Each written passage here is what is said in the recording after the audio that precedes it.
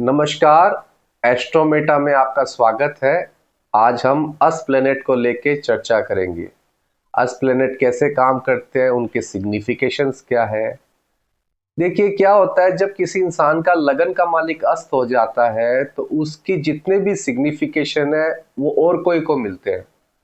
जैसे कि आप समझिए कि आपने कोई भी काम किया, मेहनत की, आपको पैसा मिला। देखिए पैसा मिलेगा इस प्लेनेट वालों को, पर उसका श्रेय, उसका जो एक फेम मिलता है वो और किसी को मिलने लग जाता है।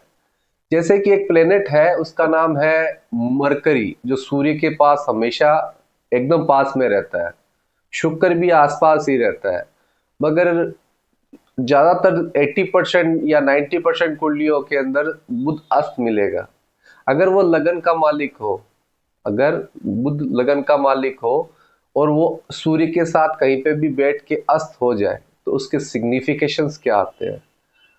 उसके सिग्निफिकेशन ये नहीं है कि वो लिखेगा नहीं, बहुत अच्छा लिखेगा, बहुत अच्छी उनमें स्किल्स होगी, बहुत अच्छे वो राइटर्स होंगे, पर सूर्य उसको वो फेम नहीं देने देता। जैसे कि वो कुछ भी लिखता है सब बहुत अच्छा लिखेगा, पर उसका जो श्रेय है वो और कोई ले जाएगा। आज मैं आपको समझाता हूं कि कैसे उसको कैलकुलेट करते हैं। आप सबसे पहले देखिए सूर्य की राशि कहाँ पड़ती है। बाई चांस आपकी कुंभ लगन की कुंडली है, बुध पंचम में आके अस्त हुआ है और सूर्य पंचम सातवें घर का मालिक है, सेवंथ हाउस का लॉर्ड है, सूर्य फिफ्थ हाउस पे बैठा है। अब बुध से रिलेटेड जो भी चीजें होगी वो आपको फायदा नहीं देने देगी। कारण आपके पास आप पैसा कमा लोगे, सब कुछ होगा, पर वो आप चाहते हो वो नहीं हो पाएगा। वैसे ही शुक्र अगर अस्त हो, ऐसे लोगों को देखा गया है कि ये लोगों को सेकेंड हैंड गाड़ी ही मिलती है। नया गाड़ी ले भी ले, अगर नया गाड़ी ले भी ले, कहीं ना कहीं एक्सीडेंट या उनमें स्क्रैचेस आ जाते हैं। ऐसा नहीं है कि उनके पास पैसा नहीं होता, पैसा बहुत होता है, बहुत ज्यादा पैसा होगा, ऐसा कुछ भी प्रॉब्लम नहीं है, पर उसको उस चीजों से रिलेटेड फायदे नहीं मिलेंगे।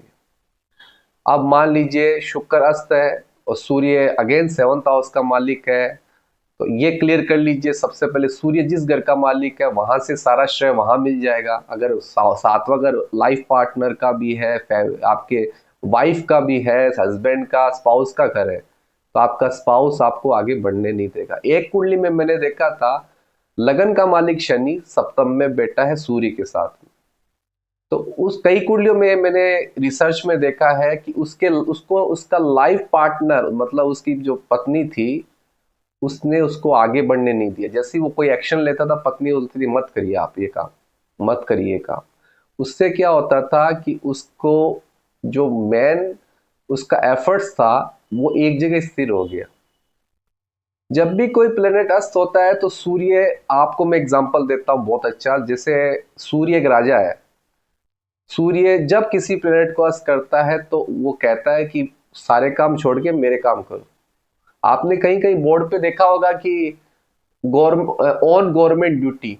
आपने बहुत सारे टीचर्स को देखा होगा, जब इलेक्शंस होते हैं तो उनको दूसरा काम दे दिया जाता है, जैसे कि वोटिंग के अंदर खड़ा कर दिया जाता है, या कोई भी गवर्नमेंट एम्प्लॉय हो, उसका जो भी प्रोफेशन है, जो भी प्रोफेशन है, उसको छोड़ के ऐसी जगह पे उसको काम लगा दिया जाता है। गवर्नमेंट जब उसको बुलाती है, क्योंकि सूर्य गवर्नमेंट है, उसको ऐसी जगह बुलाएगी कि वहां पे वो काम उसको दे दिया जाएगा। उससे क्या होता है कि सूर्य का सीधा सा कॉन्सेप्ट है, बाकी काम छोड़ के मेरा काम करो। अब आप बोलोगे कि उसको नुकसान, नुकसान इस बात का है कि वो अपना काम छोड़ के दूसरों के काम में लगने लग गया। सेकंड चीज ये आती है कि सूर्य जिस प्लेनेट को अस्त करता है, उसके कारण आपकी लाइफ में जो फेम मिलना चाहिए, जो आपको रिस्पेक्ट मिलना चाहिए, वो नहीं मिल पाता है। उसका सीधा सा कारण है कि लाइफ में आप पैसा तो कमा लेंगे, अगेन मैं बोल रहा हूँ पैसा कमा लेंगे, पर प्रॉब्लम आएगी। मेरी क्यूरी की कुंडली के अंदर फिफ्थ हाउस का मालिक अस्त था। वो नोबेल प्राइज विनर है, 2 बार नोबेल प्राइज उनको मिला है। उनकी फिफ्थ हाउस में प्लेनेट अस्त था, सबसे पहले उनका ऐसी जगह पे पढ़ाई हुआ जहां इलीगल यूनिवर्सिटी थी। उनको पढ़ाई का कोई सोर्स नहीं मिला। इलीगल यूनिवर्सिटी, यूनिवर्सिटी मतलब ऐसी यूनिवर्सिटी की ऐसे बना दी गई हो। वो ऐसी जगह पे पढ़ी, उस रूम में पढ़ी, जाना पंखा था ना प्रॉपर लाइट थी। मेरी क्यूरी की एक चीज देखी गई थी, उनके फिफ्थ हाउस के अंदर मरकरियस था। फिफ्थ हाउस बच्चे का होता है और बुध भी बच्चे को रिप्रेजेंट करता है। अब हुआ ये कि उनको ऐसी संतान थी इनलेजिमेंट, जो उनको वो मेरी क्यूरी अडॉप्ट नहीं कर पाई, और उनका सारा पढ़ाई एक अंधेरी जगह पे हुआ। इसका मतलब ये नहीं हुआ कि फिफ्थ हाउस से रिलेटेड उनको कुछ और प्रॉब्लम्स आई कि मेरा उनका प्लेनेट अस्त था, लगन का मालिक, और फिफ्थ हाउस में था। तो सबसे पहले आप ये समझिएगा कि अस्त प्लेनेट का होने से मोस्टली ये देखा गया है कि फिफ्थ जो सिग्निफिकेशंस होते हैं फिफ्थ हाउस के, वो उसको उनको मिल नहीं पाए, और उनके बच्चे को वो कभी भी अडॉप्ट नहीं कर पाई। उनका लालन पालन दूसरी जगह हुआ। वही एक कारण था कि उनकी लाइफ में ये प्रॉब्लम्स उनको देखनी पड़ी। अब वो नोबेल प्राइज विनर भी है, 2 बार नोबेल प्राइज उनको मिला है। तो अस्त प्लेनेट का यही सिग्निफिकेशन होता है। अब मैं आपको कुछ बता देता हूँ। फर्स्ट हाउस में लगन का मालिक जब भी अस्त होता है, अगर वो थर्ड हाउस में हो, तो उनका जितना भी श्रेय है सूर्य ले लेगा वहां पे होगा। तो उनके भाई बहनों को उनका फायदा मिलता है। उनके भाई बहन या उनकी स्किल्स का जितना भी फायदा है उनके भाई बहन को मिलेगा। सेकेंड हाउस में अगर अस्त प्लेनेट हो जाए, वो अपने परिवार के लिए बहुत कुछ करेगा, पर उसका श्रेय उसको नहीं मिलके फैमिली वालों को मिलने लग जाता है। फोर्थ हाउस में जब भी कोई प्लेनेट अस्त होता है, तो वो अपना घर नहीं छोड़ पाता। मान लीजिए कोई इंसान गांव में रहता है, उसको पढ़ने के लिए बाहर जाना पड़े, और फोर्थ हाउस का मालिक अगर अस्त हो जाए, तो वो अपना घर नहीं छोड़ पाता। फिफ्थ हाउस का अब मैंने आपको बता दिया। सिक्स हाउस, सिक्स हाउस होता है कंपटीशन, रोग ऋण शत्रु। और वहाँ पे ये होता है कि ऐसी कंडीशन में ये देखा गया है कि ये लोग अपने ज्ञान को लेके बड़े अजीब से रहते हैं। उनकी पढ़ाई सही से हो नहीं पाती है, सही जगह उनको मिल नहीं पाती है। छठे घर में होने से ये देखिएगा वो रोग ऋण शत्रु। सिक्स हाउस में जब भी कोई प्लेनेट अस्त होता है, तो छठे घर से रिलेटेड इश्यूज आते हैं। छठा घर कंपटीशन का है, छठा घर रोग ऋण शत्रु का है, उनके वो झेल नहीं पाते। और उनके सारे क्रेडिट, उन्होंने जितने भी कंपटीशन किए हैं, उनके सारे क्रेडिट उनके दुश्मनों को मिलने लग जाता है। सेवंथ हाउस का मालिक जब भी कंबस्ट हो जाए, तो उसके स्पाउस से या उसके पार्टनर से उसको फायदा फाइनेंशियली तो बहुत होगा, पर उसका जो रियल क्रेडिट है वो उसको नहीं मिल पाता। वहीं 10वें घर का मालिक अगर कंबस्ट हो जाए, तो सबसे बड़ा प्रॉब्लम यहाँ आता है कि करियर में वो बहुत कुछ करता है, बहुत मेहनत करता है, जी जान लगा देता है, पर उसको अगेन फेम नहीं मिल पाता। वहीं नाइन्थ हाउस का मालिक अगर नाइन्थ हाउस में कोई अस्त प्लेनेट हो, तो प्रॉब्लम ये आती है कि उसका जो भी सिग्निफिकेशन है नाइन्थ हाउस का, भाग्य से रिलेटेड, फादर से रिलेटेड, उसको हेल्प नहीं मिल पाती। उसके फादर ही उसको रोकते हैं, ना बेटा आगे मत जाओ, यहीं रहो, आगे प्रॉब्लम्स आएगी। तो ये चीजें देखी गई है। अब जो नेक्स्ट टॉपिक है कि अस प्लेनेट को क्या समझा जाए। कभी भी लगन का मालिक अस्त हो या कोई भी घर में मालिक अस्त हो, इसका मतलब बिल्कुल भी ये मत निकालिएगा कि क्लासिक्स बुकों में या पुरानी किताबों में अस्त प्लेनेट को नेगेटिव बताया गया, बहुत खराब बताया गया। पर उसको समझने का कैपेसिटी आप में होना चाहिए। अगर आप उसको नहीं समझ सकते हैं, तो आप कभी भी ये नहीं समझ पाओगे कि आप मतलब एक आदमी का, किसी का अस्त का प्लेनेट हो, उसको मानना ही पड़ेगा कि मेरा अस्त का प्लेनेट है, मेरी कुंडली में ये प्रॉब्लम है, मुझे एक्सेप्ट करना ही पड़ेगा। मेरे को किसी और के लिए काम करना पड़ेगा।